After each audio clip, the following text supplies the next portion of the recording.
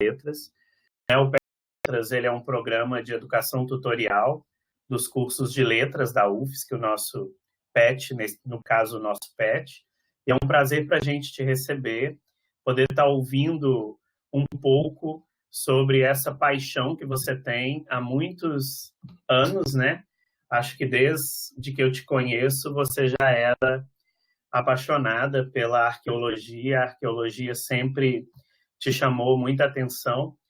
E agradeço você ter aceitado o convite de estar com a gente, de partilhar um pouco do que você tem estudado durante esses anos. E acredito que esse tema de discutir a arqueologia enquanto uma ciência que busca a humanidade através de seus vestígios é um tema muito importante para a gente poder, inclusive, pensar e repensar o que nós temos aí nessa trajetória histórica, o que nós construímos, reconstruímos, destruímos também, para que a gente seja mais consciente de nós mesmos.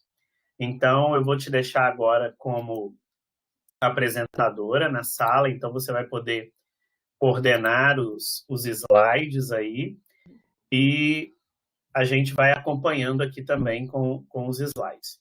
Hoje a gente tem interpretando para a gente a Ana Gabriela e a Tuane. A Ana Gabriela, ela é estagiária, intérprete em formação no PET Letras, e a Tuane trabalha na coordenadoria de intérpretes da UFSC.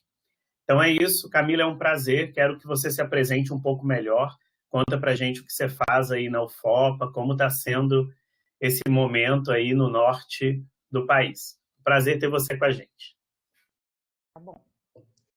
Bom, boa tarde, né? Fico feliz também demais de estar aqui. Quero agradecer imensamente o convite. Peço que, se der qualquer problema de áudio, vocês me avisem, porque às vezes a internet aqui não é muito boa. Então, quero agradecer o Carlos, né? O Carlos é um amigo querido de muitos anos, né? Me conhece desde novinha, né? Agora já estamos aí já partindo para a segunda etapa da vida, né? Pós-meia-idade.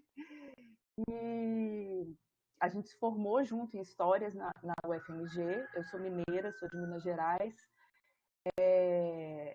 E também gostaria de agradecer ao PET, a vocês todos e todas que estão assistindo, né? As meninas, Ana Gabriela e a Tuane, pela tradução. Né? Vou tentar ficar atenta a qualquer dúvida de interpretação que tenha, né? Então vocês podem me parar a qualquer momento. Bom, eu vou falar um pouquinho rapidamente de quem eu sou e o que eu faço atualmente. Né? Como eu já disse, eu me formei em História, mas fui me profissionalizando dentro da arqueologia. Quando eu estudava na graduação, não havia um curso de graduação de arqueologia no Brasil. Quem queria ser arqueólogo tinha que fazer uma pós-graduação ou então aprendia na prática. Né? Eu fui estagiária, trabalhei muito tempo em laboratórios de arqueologia, na UFMG ainda, e posteriormente fiz pós-graduação na antropologia e depois em arqueologia na Universidade de São Paulo. Hoje eu sou professora em um curso de bacharelado em antropologia e arqueologia. É um curso na Universidade Federal do Oeste do Pará, né? Então nós estamos no interior da Amazônia, numa cidade que se chama Santarém. Depois vai ter um mapinha aí, vocês vão saber onde eu estou. Estou bem longe de vocês, né? No interior da Amazônia, num lugar belíssimo, que eu digo para vocês que tiverem oportunidade, venham conhecer a Amazônia e conheçam Santarém, né? Que é um balneário de praias quando puder, né? Claro. É um balneário maravilhoso. E também é um sítio arqueológico importantíssimo. Então, essa universidade aqui, ela foi pensada para ter uma relação, né? E por isso tem um curso de bacharelado em arqueologia com o sítio, né, que está debaixo da nossa cidade. É também uma cidade histórica, colonial, né, tem quase mais de 350 anos, é uma cidade muito antiga, mas que também, né, tem os seus problemas na preservação desse patrimônio histórico, né. Bom, vocês devem estar acompanhando que a situação da pandemia no Norte e no Nordeste está bem difícil, pesada, né? A gente tem acompanhado pessoas próximas, pessoas queridas adoecendo, pessoas que, né, obviamente a gente também não conhece todo mundo, mas que estamos todos muito sentidos, né? É uma situação muito sensível, né? E isso tem um pouco a ver com esse processo histórico, né, de colonização. O Norte e o Nordeste não são os centros do nosso país, né? Aqui no Norte, quando eu vim morar aqui, o pessoal chama todo mundo que não é do Norte de sulista, né? Então eu que sou do Sudeste sou uma sulista, né? Não sou da região Sul, né? Mas para cá tudo é Sul, né? Tudo que é abaixo da Amazônia é o Sul. E aqui as pessoas têm o entendimento que o Norte é esquecido. E eu acho que isso tem um pouco a ver com a nossa palestra de hoje. Eu vou falar um pouco desse Norte esquecido, né? Um pouco de arqueologia do Norte, para apresentar para vocês, né, um pouco dessa história daqui.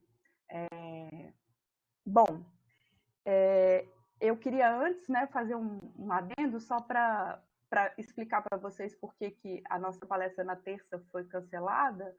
É que um pequeno avião desses que faz pulverização em campo de soja, ele atingiu uma rede elétrica e fez cair energia e internet em mais de 10 cidades.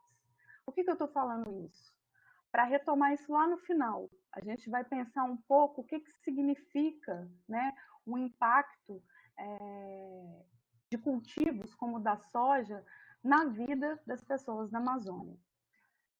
Bom, eu queria começar, né, falando pelo título, é um título super abrangente, né, uma arqueologia, uma ciência que busca a humanidade através de seus vestígios.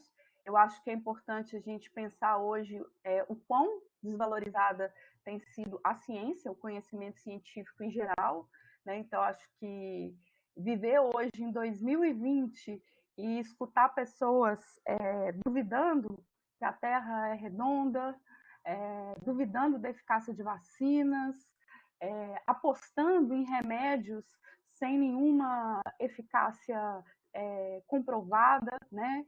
Eu acho que nós estamos vivendo um momento de descrédito das ciências. E quando a gente fala em ciências humanas, em ciências que buscam cultura, sociedades, humanos, sejam do presente, do passado, como história, antropologia, filosofia, ciências sociais, arqueologia, a gente vê que esse descrédito ainda é maior, né? Haja visto que o atual ministro da Educação tem falado sobre as ciências humanas, né? Então, eu escolhi um pouco essas palavras pensando nisso, né? Para a gente tentar fazer uma reflexão sobre isso também, né? Mas vamos aqui ao nosso tema aqui. O que é arqueologia? Né? Então, arqueologia é uma ciência. Se ela é uma ciência, ela é um conhecimento, um corpus de conhecimento, né, baseado em método e em resultados observados através de análise, né? E quais são os nossos métodos, quais são as nossas análises, né? O que a gente estuda? A arqueologia estuda cultura material. O que é cultura material? Tudo é cultura material. Essa caneca é cultura material, o celular é a cultura material assim, perfeita dos dias de hoje, os edifícios, né? Eu coloquei aí um slide, esse primeiro slide que está aparecendo, mostrando alguns dos possíveis vestígios arqueológicos. E a gente tem desde do panteão grego, né? Um templo, uma estrutura arqueológica clássica, até essas bolinhas aí que vocês estão vendo no cantinho, que são meio transparentes, isso se chama fitólito. Os fitólitos são vestígios muito importantes, principalmente para quem trabalha em lugares em meio ambiente, como a floresta amazônica, o cerrado, que indicam sobre as plantas do passado. Né? Eles são também vestígios que nos dão informação sobre o clima do passado, como ele era diferente do atual. Né? A gente tem alguns outros vestígios aí nesse slide. Esses aqui embaixo do canto dessas bolinhas transparentes são pequenos fragmentos cerâmicos. Vocês vão ver que eu vou falar muito de cerâmica ao longo da nossa apresentação, porque a cerâmica ela é um vestígio muito resistente, né? O barro queimado, né? A argila transformada em cerâmica. E são restos, né, de panelas, de urnas, né? Antigamente as pessoas enterravam seus mortos dentro de vasilhas cerâmicas, então urnas funerárias, estatuetas, objetos muito belos de arte, que a gente tem no registro arqueológico, né? Que ficam, né? Porque eles são muito resistentes, né? Materiais também feitos em pedra, que na arqueologia a gente chama de lítico, e também desenhos, né? Então, no canto a gente tem aqui uma espécie de uma ponta lascada, né? Que ela foi feita a partir do lascamento da pedra, que se encontra em todos os lugares do mundo, né? São vestígios que são amplamente encontrados, inclusive no Brasil, chamados pontas de flecha, pontas de projétil. Nós temos também outros tipos de vestígios que são as pinturas, né? Mais aí ao lado dessa ponta de flecha, perto do templo grego, a gente tem alguns desenhos de pinturas de sítios arqueológicos da África. Então, a possibilidade, né, do arqueólogo estudar, da arqueóloga estudar, é muito grande. A gente tem muitos tipos de vestígios que falam sobre o passado. Aí vocês podem me perguntar, mas qual que é a diferença entre história e arqueologia? Bom, a história, né, ela é tradicionalmente baseada em fontes escritas, né, o que a gente, como historiador, nós chamamos de documentos, né? Mas aí vocês podem me perguntar, mas espera aí, mas papel também não é cultura material? Não é, né? Não tem materialidade? Sim, também é, né? Mas o que diferencia a arqueologia da história? Diferencia e aproxima, né? Eu poderia dizer. A arqueologia, ela estuda geralmente povos que não deixaram registros intencionais, ou pelo menos nem todos são intencionais. Quando a gente escreve alguma coisa, né, quando a gente produz um documento, a gente está ali deixando as nossas intenções escritas, né? Quando alguém faz um post no Instagram, um post no Facebook, você está deixando uma intenção, que você quer exprimir, que você está ali super bem, ou de que você não está, ou de que você está se divertindo, ou que você comeu, você está querendo criar uma impressão, né? Você tem uma intenção. Agora, quando a gente estuda coisas deixadas pelas pessoas sem intenção, né, a gente também consegue reconstruir a história delas, né? Então a gente poderia pensar, coisas deixadas sem intenção, será que isso não é lixo? Às vezes é. Às vezes a arqueologia trabalha com o lixo deixado pelas sociedades do passado. Tem alguns arqueólogos hoje que estudam o nosso lixo contemporâneo, né? Então vamos pensar, observem os lixos deixados por vocês. Se vocês abrirem a lixeira, né? Isso não é uma coisa educada de se fazer, mas se vocês forem na casa de alguém e abrirem a lixeira dela, vocês vão saber muito das coisas que aconteceram nos últimos dias da pessoa, né? Se a pessoa não trocou o lixo, aí você pode saber até mais tempo. Então, não é um vestígio intencional quando você joga fora, quando você descarta, né? Quando você convida alguém para sua casa, você vai olhar a decoração, né? O que você está querendo que todo mundo veja é aquilo que é o que está exposto, né? O que está guardado nem sempre é observado. Né? Então, a gente também pode fazer arqueologia do presente, arqueologia dos povos atuais, né? Que é inclusive chamado de arqueologia histórica. Né? Deixa eu passar aqui no slide. Por exemplo, o que a gente pode tirar, né, dessas pinturas aqui? São duas pinturas rupestres de lugares muito diferentes. Uma é no norte da África, essa que está à esquerda da tela, né, onde a gente vê no canto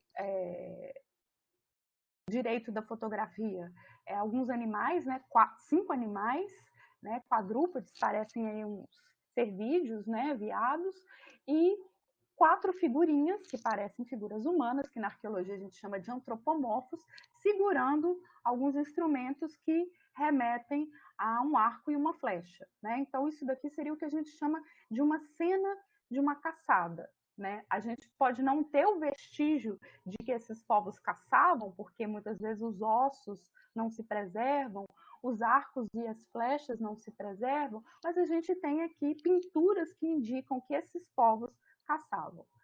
Já no canto direito, na outra fotografia, a gente tem uma pintura rupestre, né? Pintura rupestre são desenhos feitos e deixados em abrigos e cavernas, né? Rupestre vem do grego, né? Que é pedra, né? E aí, nessa figurinha direita, a gente tem figuras também humanas, né? Algumas têm até um enfeite na cabeça, parecendo um cocar. A gente tem figuras animais, que a gente chama de zoomorfos, e aparentemente são dois humanos segurando esse zoomorfo, né? Esse veado, numa cena de caça, né? Então a gente também pode, né, estudar sobre essas culturas a partir das representações, e aí aqui são representações intencionais de populações antigas, uma na África e outra no Brasil. Eu esqueci de falar, esse sítio dessa foto à direita é no Piauí, né, um lugar belíssimo, tem um parque nacional da Pedra Furada, que existem inúmeros sítios arqueológicos.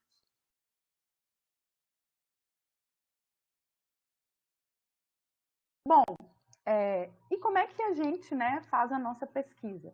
Primeiro de tudo, a arqueologia ela é uma ciência multidisciplinar, né? A gente precisa de ajuda da geologia, da geografia, da biologia, da antropologia, da história. Para se fazer uma escavação, a gente faz a escavação, né, são esses buracos, né, que a gente abre para justamente tentar encontrar os vestígios arqueológicos, né? Tem uma foto aqui à direita mostrando um buraco, a gente faz um buraco controlado, né? Por isso que ele é quadradinho, certinho, tem limites, né? Esse controle, né? Ele vem de uma ciência que está associada à geologia, que é a estratigrafia, né? Que a gente estuda os estratos dos solos. A gente também estuda o tipo de feição, de como que o solo é composto, se é um solo muito orgânico, que é escuro, ou se é um solo muito mineral, que é mais amarelado, avermelhado. E tudo que a gente tira do solo, a gente, além, né, de conseguir coletar no momento que está escavando, a gente também peneira toda a terra, e aí tem uma foto à esquerda de um jovem arqueólogo estudante fazendo a peneiragem, né? Então, a nossa disciplina ela só existe porque a gente se baseia em técnicas e conhecimentos de outras disciplinas, como a geologia, geografia dos mapas, a biologia, quando estudamos a fauna e a flora que nós encontramos, a antropologia, quando estudamos populações indígenas que têm formas socioeconômicas diferentes das nossas.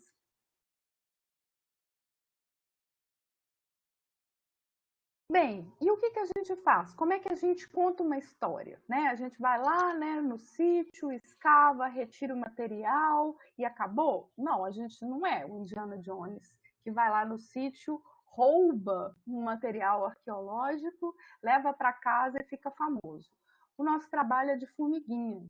A gente volta para casa com aquele monte de coisa, seja solo, seja objetos de fauna e flora, ossos, seja os fragmentos cerâmicos, os fragmentos líticos, e a gente vai analisar. Né? A maior parte da vida de um arqueólogo, de uma arqueóloga, é dentro do laboratório. Né? E a nossa disciplina é uma disciplina muito visual. A gente precisa muito de imagens e a gente vê muita coisa. Né? A gente trabalha muito aqui, tem na foto, né? São várias fotos de arqueólogos trabalhando no laboratório com material lítico, com material cerâmico, com material de origem aqui no cantinho. À direita parece uma areia, na verdade essa areia ela é peneirada de novo e são encontrados micro fragmentos de ossos e de fauna. E o que eles podem dizer para a gente? o que as pessoas comiam, né? Que tipo de bicho existia numa determinada época. Por exemplo, a gente sabe que quando as primeiras populações chegaram no continente americano, né, havia um tipo de fauna, né, de animais que não existe mais, que é a chamada megafauna, que são mamíferos muito parecidos com os mamíferos que a gente tem hoje, mas que eles eram enormes. Então, por exemplo, existiu o tatu gigante, que ele seria mais ou menos do tamanho de um fusquinha, né, de um carro hoje. Né? E a gente sabe que as pessoas conviveram com esses animais, né? Algumas vezes caçaram esses animais gigantes, outras vezes simplesmente habitaram lugares aonde eles também estiveram. Né? Então, esses ossos, eles são muito informativos. Eles não são pequenos, são grandes, né? Mas para quem trabalha aqui na Amazônia, como eu, o nosso solo aqui é muito ácido. Na verdade, o solo do Brasil todo, solos tropicais, né? Nós vivemos num país tropical, são solos muito ácidos e eles são muito ruins para a preservação de matérias orgânicas. Então, assim, ferramentas em madeira, ossos de restos de alimentação, eles se desfazem. Às vezes, eles deixam esses microtraços que a gente encontra através da análise de material em laboratório, peneirando e olhando em microscópio. Né? Essas lupas microscópicas, né? E aí você tem uma diversidade muito grande desse tipo de aparelho para fins diferentes, eles são nossos grandes auxiliares. Né? Então, aí a arqueologia ela também compartilha muito dessa vida, né, de laboratório, de cientista, né, desses cientistas que a gente está acostumado a ver na mídia. Bom, e arqueologia no Brasil, né? O que a arqueologia do Brasil estuda? Na verdade, a gente pode ampliar isso. O que a arqueologia no continente americano estuda, né? Primeiro eu vou fazer uma definição. Vocês já devem ter ouvido falar, né, em pré-história. Né? História e pré-história. A definição clássica de história e pré-história é que a história é o passado dos povos que deixaram os documentos escritos, né, a partir da invenção da escrita, e a pré-história é anterior à invenção da escrita. Tá, mas aí eu faço uma pergunta. Na pré-história as pessoas não tinham história? Elas viviam pré-historicamente? As pessoas não tinham as suas histórias contadas, não falavam sobre si? Esse é um termo, né, que hoje ele já passou por um processo crítico muito grande. Né? A pré-história ela é uma invenção daqueles que inventaram a escrita, né, que são povos do velho mundo. Então, os povos do Novo Mundo, né, que aqui foram descobertos, entre aspas, eles não teriam história, eles só teriam pré-história. Aí alguns arqueólogos falam, tá, então não vamos abolir o termo pré-história, porque ele é muito preconceituoso, muito eurocentrado, e vamos usar um novo, que é o pré-colonial. Aí eu faço uma outra pergunta. Quer dizer que antes de 1500, né, que é o ano da descoberta, entre aspas, de novo, do Brasil, não existia história aqui? Que os povos indígenas que habitavam o país não tinham história? Né? Será que esse evento da descoberta, ou melhor dizendo, a gente pode até também revisar esse termo e botar a invasão dos europeus no continente americano e no Brasil, ele não seria mais importante para os povos da Europa do que para os indígenas? Se a gente pensar bem, alguns indígenas só foram saber da existência de populações não indígenas, ou seja, dos brancos, no século XVIII. Ou seja, eles estariam na pré-história em 1800? Então, esse termo também é muito problemático. Né? Como a gente tem, né, a maior parte dos estudos anteriores a 1500 e a 1492, né, que são esses anos em que os europeus invadem o continente americano e o Brasil, a gente tem muitos povos indígenas diferentes. E a gente tem pensado, né, em chamar isso de história antiga. dos povos indígenas, né? Então, a arqueologia, essa arqueologia que trabalha com esse período anterior a 1500, ela está, sim, trabalhando com essa história antiga dos povos indígenas, né? Bom, e aí a gente se pergunta, né? Eu vou passar para um exemplo mais brasileiro, que é a arqueologia amazônica, né? Que é da onde eu estou e da onde eu faço pesquisa, e talvez seja mais legal para vocês visualizarem alguns exemplos mais concretos, né? A arqueologia amazônica, ela é conhecida desde o final do século XIX, né? Alguns objetos foram levados, na verdade, desde que os primeiros europeus chegaram, eles começaram a levar para a Europa objetos indígenas que eles achavam bonitos, né? Então, os tupinambá, né? Os guerreiros tupinambás, os chefes tupinambá, tinham um manto, né? Que parecia esses mantos de reis europeus, só que todo feito de pena de arara. E é uma das coisas mais lindas que existem. Esses mantos, depois se vocês tiverem interesse em buscar, tem alguns deles expostos, né, mantos do período colonial do século XVI, expostos em museus europeus, né? Então, os europeus sempre tiveram interesse por esses objetos indígenas que eles achavam mais dignos de nota, né? E no que eles achavam que eram dignos de nota, eram coisas que eles conseguiam avaliar a partir da própria perspectiva, né? Então, povos da América Central, como os astecas, como os maias, né, que tinham cidades, né, centros urbanos, os europeus, consideraram mais evoluídos que os povos indígenas que estão aqui na América do Sul, principalmente na região do Brasil, que não tinham cidades, nem construíam edifícios, né, que viviam em aldeias, né? E os europeus, nessa perspectiva de achar que existiam então alguns mais civilizados e outros bárbaros, né, ou decadentes, também deixaram essa marca na própria ciência arqueológica, né? Então, a arqueologia, até bem pouco tempo atrás, na Amazônia, era vista como uma arqueologia marginal, de populações pobres, de populações que não tinham o mesmo vigor que os maias, né? Deixaram pirâmides, olha aí, né? Uma coisa bastante impactante. A gente tem uma imagem aí de Chichén Itzá, que é um sítio no México, um grande centro cerimonial, né? Maia, desculpa, e que né, então um tipo de arqueologia, né, como se fossem esses povos indígenas mais civilizados, né, nesse entendimento da arqueologia.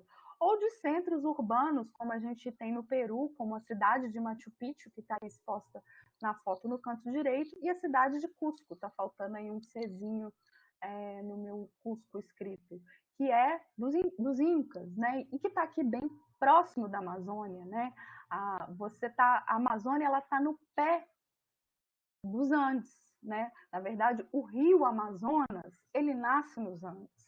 Então, quando a gente olha para cima, daqui de baixo da Amazônia, a gente vê um grande, né, expressão material e cultural. E quando se olha para baixo, se vê uma ausência, né, de cidades, de vestígios impactantes, né, e monumentais, como esses que eu acabei de citar o exemplo, né? Então, a arqueologia amazônica, tradicionalmente, foi sendo vista como uma coisa marginal, né? Isso mudou, e a gente vai ver como isso mudou. Isso mudou principalmente a partir dos anos, no final dos anos 80 do século passado e a partir dos anos 90. E veio, né, de uma ciência que é nossa parceira hoje aqui na Amazônia. Tem mais um slide aqui, mas eu vou pular porque o que eu quero é mostrar outras coisas para vocês. Bom, antes de chegar nessa parte da floresta, eu quero falar um pouco das descobertas mais recentes. Não sei se vocês conseguem ver, se vocês ampliarem esses slides, talvez fique melhor. Aqui tem um mapa com a localização de Santarém, onde eu estou agora, né? Foi descoberto, né, no início dos anos 2000, que a cerâmica mais antiga da América do Sul, com 8.500 anos, 8.000 anos, estava num sítio aqui, bem próximo da cidade, chamado Taperinha. Né? Não foram encontrados os vasos inteiros, só fragmentos, que são essas fotos que estão aí do lado. Por que isso é importante? Porque para esses arqueólogos que achavam que a Amazônia era um lugar decadente, a invenção desses objetos, né, da cerâmica, dessas grandes invenções que ajudavam a humanidade, né? Por que a cerâmica é tão importante? Porque a cerâmica pode cozinhar os alimentos quando levados ao fogo e você pode comer outros alimentos que não se comiam, né? Não é só fruto de caça, mas também se pode implementar com produtos agrícolas, né? Então, que essa invenção da agricultura e da cerâmica só poderia ter se dado num grande centro cultural, ou seja, ou nos Andes ou no Planalto Central do México, que aqui na Amazônia isso teria chegado bem recentemente. E o que a gente descobre é que não, que a gente tem uma cerâmica muito, muito antiga, aqui bem pertinho de onde eu estou falando, que é um sítio chamado Taperinha. E isso foi um marco muito importante para a arqueologia amazônica. Um outro marco em relação à antiguidade foi também a descoberta de um outro sítio também bem próximo aqui de Santarém, que fica no município de Monte Alegre, que é a Caverna da Pedra Pintada. Né? Nessa caverna foram feitas escavações também no início dos anos 2000 e se descobriu datas de ocupação humana nesse sítio de 11.200 anos atrás. Ou seja, tem gente na Amazônia há muito tempo. E aqui é um lugar tão ruim, tão pobre, né? E um lugar de indígenas degenerados, né? Pensando assim nessas palavras desses arqueólogos mais antigos, por que eles estão aqui há tanto tempo? Né? E aí a gente começa, então, a enveredar as investigações para um outro campo, que é o chamado da ecologia histórica. Né? Dentre as culturas que também são conhecidas, né, internacionalmente, inclusive isso é até motivo de tráfico de peças arqueológicas, a gente tem a cultura tapajoara, né, que é associada aos povos tapajós, né, são chamados de povos tapajós porque foi registrado pelos primeiros navegantes que chegaram aqui na região onde hoje é Santarém. Né? Então, eu disse para vocês que eu estou em cima de um sítio arqueológico. A universidade foi pensada, né, para ter essa relação, e por isso nós temos um curso de arqueologia. E o mais interessante é dizer que nós temos uma origem indígena aqui muito forte, e nós temos hoje muitos alunos indígenas, tapajós e de muitas outras etnias que fazem o curso de arqueologia, que fazem o curso de antropologia e tantos outros cursos que a gente tem na nossa universidade, né? O impacto que eu acho da interiorização do ensino superior, né? Dessa política pública do ensino das universidades federais no interior tem a ver com essa possibilidade de agora nós termos arqueólogos indígenas, e nós já temos.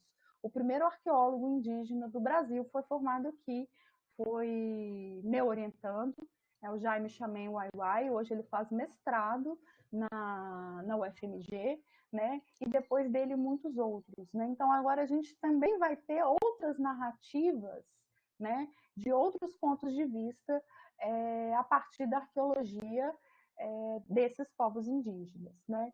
E eu achei muito interessante o cartaz que o Carlos me mandou, e eu escolhi o cartaz para divulgação, que tem a cerâmica de Santarém, né? Então, quem fez o cartaz aí teve um insight aí muito bom de buscar uma cerâmica daqui da região de Santarém, né? Que estava no Museu Nacional, são cerâmicas que não existem mais, né? Tem até essa peça aqui no meio, né, que é um exemplo dela. A gente vê aqui algumas peças cerâmicas, tem 3, né? Então, aqui no canto esquerdo, uma estatueta, vaso, né? São peças muitas vezes femininas, né? Então, a gente tem representação de órgãos sexuais. Elas todas são pintadas, né? Então, a gente vê que eram corpos pintados como os corpos dos indígenas, né? Outros exemplos aí, como a orelha alargada, provavelmente tinha um enfeite, né, passando.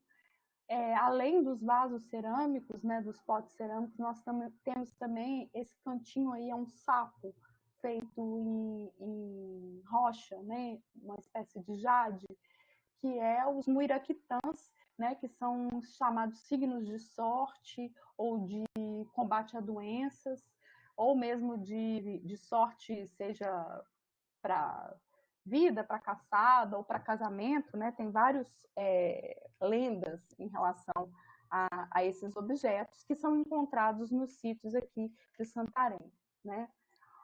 Uma outra região da Amazônia que é também muito conhecida é na ilha de Marajó, que fica na foz do rio Amazonas, né? Bem relativamente próximo a Belém. É uma ilha, e nessa ilha foram encontradas cerâmicas assim de uma sofisticação, né, de um nível de habilidade muito alta. São grandes vasos, muitos deles eram urnas funerárias, tinham pessoas enterradas lá dentro, né? Temos outros vasos utilizados para alimentação, né? E são cerâmicas que têm muitas pinturas, né? E quando a gente olha, o próprio corpo do pote, né, é uma vasilha arredondada, né, mas que quando você olha os desenhos pintados sobre ele, você está vendo um corpo humano, com olhos, boca, pinturas corporais, e muitas vezes esses humanos associados com outros seres, como animais, às vezes o olho vira um escorpião, a barriga nasce um sapo. Então, assim, existe aí também um fluxo de informações que, quando a gente estuda a etnologia indígena, a gente vê que faz sentido com que os povos indígenas hoje, né, falam sobre essa relação de seres humanos e outros seres, como animais e plantas. Mas voltando ao onde eu queria chegar, que é sobre a floresta amazônica, né? Se os povos indígenas na Amazônia não deixaram nem pirâmides, como os maias, nem cidades, como os incas, qual é a grande contribuição deles? Né? Será que eles deixaram um legado? Será que essas culturas antigas, que começaram 11.200 anos atrás, deixaram legados de sua existência na floresta amazônica? Bom, a ecologia histórica, que é uma disciplina ligada à biologia, né, às ciências naturais, ela começa a dar os primeiros sinais de que sim, existe uma grande contribuição dos povos indígenas. No final dos anos 80, alguns pesquisadores começaram a ir para as roças dos indígenas atuais. E o que eles perceberam? Que quando um indígena, né, um grupo, abandona a sua roça, depois que ela parou de dar frutos, né, de que a terra não está boa, que tem que mudar para um outro lugar, né? Quem aqui já plantou alguma coisa sabe que a terra cansa, né? E que a gente precisa, às vezes, mudar, né? Fazer o rodízio do plantio para procurar uma terra mais fresca, onde há nutrientes. Quando esses indígenas abandonavam as suas roças, essas roças, em poucos anos, viravam floresta. Então, eu botei algumas imagens aqui e vou explicar para vocês mais ou menos como é o processo de construção de uma roça indígena, né? Quando a gente olha de cima a floresta amazônica, parece tudo uma grande massa homogênea de árvores altas, né? A chamada floresta ombrófila, né? Que a gente estuda no ensino médio. Enfim, quando a gente começa a olhar mais de perto, a gente vê que lá embaixo, né, de dentro da floresta, existem níveis e estratos de diferentes tamanhos de árvores, e existem também uma diversidade de espécies dentro da floresta, né? Diferente das florestas de clima temperado, né, que são muito pouco diversas, que geralmente algumas florestas só têm um tipo de árvore, a floresta amazônica ela é altamente diversa, né? Ela tem um alto nível de biodiversidade. A gente tem árvores diferentes, a gente tem animais circulando em áreas diferentes. E como que os indígenas contribuíram para essa biodiversidade. Primeiro, quando eles abrem a sua roça, eles não abrem um campo igual a gente está acostumado a ver, né, nesses propagandas de o agro é pop, o agro é isso ou aquilo, né, em que você tem um campo quadrado. Mas eles abrem um lugar arredondado, uma clareira. E quando eles abrem essa clareira, aí vocês podem ver nessa foto que está aqui no alto à direita, alguns tocos de árvores ainda ficam lá no meio, ou seja, não se tira toda a capa, né, do solo. Se mantém ali umidade, micro-organismo e se tira também a partir do fogo. Né? Então, quando você taca o fogo, você cria carvão, você ativa outros elementos químicos. Essa foto aqui de baixo é uma foto de uma roça que foi recentemente abandonada. Né? Então, você tem a clareira, você vê, é uma área mais aberta, mas você vê que ela já está abandonada, né? Que não tem mais coisas plantadas e que já está se crescendo o mato. E dentro das roças indígenas, essa chamada roça de Coivara, ainda tem um outro elemento muito importante: se planta muita coisa diferente. Né? Então, se planta mamão, banana, limão, cará, abóbora, uma diversidade enorme de batatas, mandioca. A gente tem dentro de uma roça indígena uma diversidade de coisas muito grandes. Quando essas roças são abandonadas, isso dali fica aí no descanso. As plantas não morrem, algumas delas continuam se reproduzindo. E muitas vezes essas roças antigas depois são reabertas. E quando eles reabrem, fazem uma nova clareira, as plantas brotam, como se elas nunca tivessem sido abandonadas.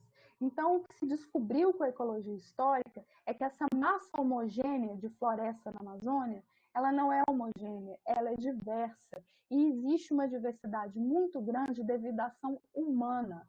Né? Os pesquisadores começaram a dizer que a floresta amazônica é uma floresta antrópica. Ela não é uma dádiva da natureza, ela é uma floresta manejada e produzida por grupos humanos ao longo do tempo. Então, a gente poderia dizer que um grande, né, legado que os povos indígenas do passado e do presente deram para a humanidade é a floresta amazônica. A diversidade, a riqueza, a possibilidade que a gente tem hoje de ter um regulador de umidade ambiental, de temperatura para o planeta inteiro, é uma contribuição de um conhecimento indígena. Né?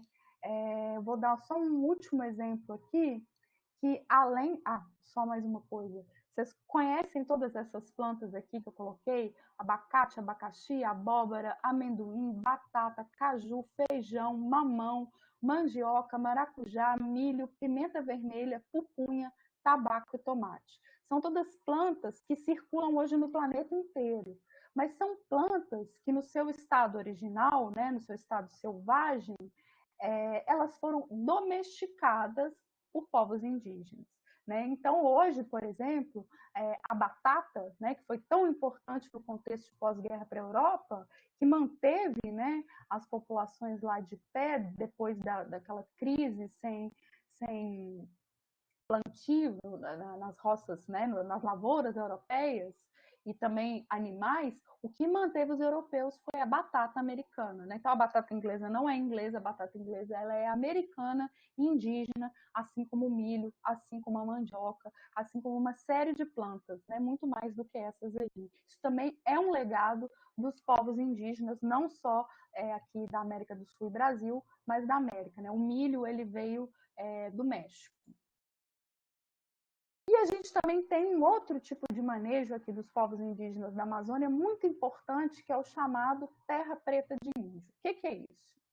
O solo da floresta, ele é um solo pobre em nutrientes.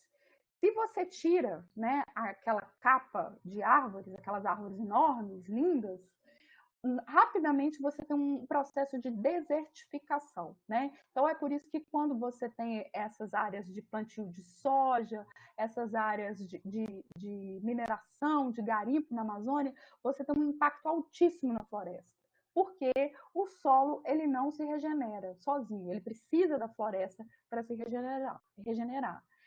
E essas terras, né, em geral, elas têm uma coloração amarela, como dessa foto aí que eu coloquei à esquerda. À direita, a gente já tem uma foto aí de uma terra, de um solo muito escura. Essa terra, além de ser escura, ela está cheia de fragmentos cerâmicos e muitas vezes de ossos humanos, né? Aqui tem uma imagem de uma arqueóloga dentro de uma escavação, né? Mostrando aí, fazendo o que a gente chama de evidenciação. Aqui, essa parte maior aqui é uma urna, né? A tampa da urna, tem uma pessoa enterrada aí dentro.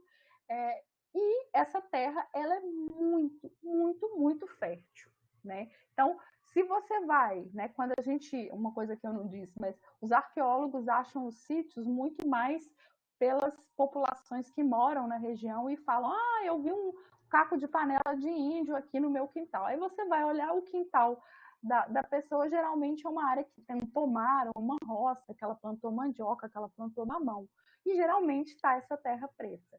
O que os pesquisadores descobriram é que essa terra ela é fertilizada também pela ação humana. Aqui tem um exemplo, né, de um plantio de milho numa área muito próxima, tem a mesma pessoa aí para mostrar a escala, numa área do latossolo, que é esse solo amarelado, vocês veem como o milho está feio, pequeno, amarelo, os pezinhos de milho, e ao lado uma foto dos pés de milho numa área de terra preta, que tem muita matéria orgânica e muitos nutrientes e deixam a planta mais forte, né? Essa descoberta de que as terras pretas eram de origem indígena, né, é uma descoberta de uma série de pesquisadores, né, e eles começaram a identificar que essas terras eram restos, né, essa formação de terra preta, ela era feita a partir de restos de cozinha, né? Então, de gordura, restos alimentares, lixo doméstico, né? Quem faz aí reciclagem de lixo sabe muito bem como essas coisas vão ficando escuras, ossos de peixes e de outros animais. Eu estou passando mais rápido porque eu estou me estendendo muito.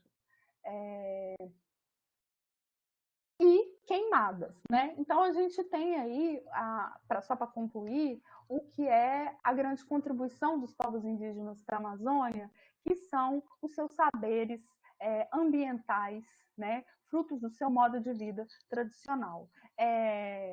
Quando a gente olha aqui, né, a ação não indígena sobre a Amazônia, em geral, a gente vê uma ação destruidora. Eu mostrei algumas fotos aqui para vocês verem um impacto, né, do que chamado desenvolvimento, novamente também entre aspas, tem trazido para a Amazônia. Né? O agronegócio, então essa foto que está à esquerda, no alto à esquerda, é um campo de soja, né? Então, voltando, nós ficamos aqui sem energia, sem internet por 3 dias, mas a soja causa muito mais impacto do que um avião quebrando uma linha de energia, né? Ela derruba a floresta e erguer essas florestas, né, é muito difícil, né, porque por causa do empobrecimento do solo, como eu disse. Essa foto do alto à direita, a gente tem aqui uma área de mineração. Isso daí é uma área de barragem que é bem próxima aqui de Santarém, né? Então, as barragens que nós vimos cair lá em Mariana e Brumadinho, nós temos barragens 10 vezes maiores do que aquela aqui na Amazônia, com nenhuma fiscalização. O risco disso acontecer também é muito grande, né? Barragem de rejeito, eu digo, de mineração. Embaixo aqui nós temos 2 áreas de barragens de hidroelétricas, né? Que dizem, vamos trazer energia limpa para a Amazônia, mas essa energia nunca chega às comunidades, essa energia sempre chega às grandes empresas, seja de mineração, seja do agronegócio, né? E elas destroem também enormes quantidades de hectares de terra de floresta. Por fim, né, fechando aqui, os indígenas, os povos tradicionais da Amazônia, como ribeirinhos e quilombolas, que mantêm um modo de vida muito próximo dos indígenas, são os grandes responsáveis pela preservação da floresta amazônica hoje. Quando a gente olha esse mapa, está muito pequenininho, se vocês conseguirem aumentar, vocês vão ver. Vocês estão vendo que é um mapa da Amazônia legal, né, de toda a área da floresta amazônica, incluindo fora do Brasil. A Amazônia legal brasileira, essa não tem fora do Brasil. Mas tudo que está em área verde claro e verde escuro são áreas protegidas, ou são terras indígenas, ou são parques nacionais. Tudo que vocês estão vendo aí em vermelho são áreas desmatadas, e são áreas ou de agronegócio ou de mineração. Ou seja, quem mantém a biodiversidade, quem construiu a floresta antrópica e quem mantém a floresta de pé são os povos indígenas e os povos tradicionais que hoje habitam a floresta, né? Então, eu queria fechar mostrando aqui uma pessoa muito importante, que é a Márcia Mura, do povo Mura, que mora em uma aldeia lá próximo de Porto Velho, em Rondônia, né? Ela é uma historiadora, ela é formada, doutora pela USP, né? Eu tive o prazer de conhecê-la enquanto eu estudava lá, e ela é uma representante da luta dos povos indígenas hoje, uma mulher indígena, né, com cartaz aqui, eu sou a Amazônia, né? São os indígenas que mantêm essa floresta de pé, né? Os indígenas fugiram das epidemias antigas, se escondendo no meio do mato, né? Então, hoje a gente está tendo que fazer um pouco do que os indígenas fizeram no período colonial, né? E nas tantas epidemias que eles sofreram ataque ao longo de sua história, eles mantêm a floresta e eles são um legado para o nosso futuro. Eu acho que a gente tem que olhar, então, para a arqueologia e para o conhecimento que a gente conseguiu produzir, entendendo que é um conhecimento indígena, como uma possibilidade de futuro, né? Um momento que está tão difícil a gente pensar em futuro e num futuro otimista, a gente tem que olhar um pouco para o passado e para ver outras possibilidades de construção do futuro, né? E de sermos a floresta se manter em pé, de ficar em pé, né? Floresta em pé é floresta viva e é planeta vivo, né? Então, fiquem em casa se puderem, o mundo vai mudar, mas a gente também pode mudar ele para uma perspectiva diferente. Obrigada. Camila, muito obrigado por ter nos brindado com essa fala, que nos faz refletir de maneiras mais diversas possíveis. Então, muito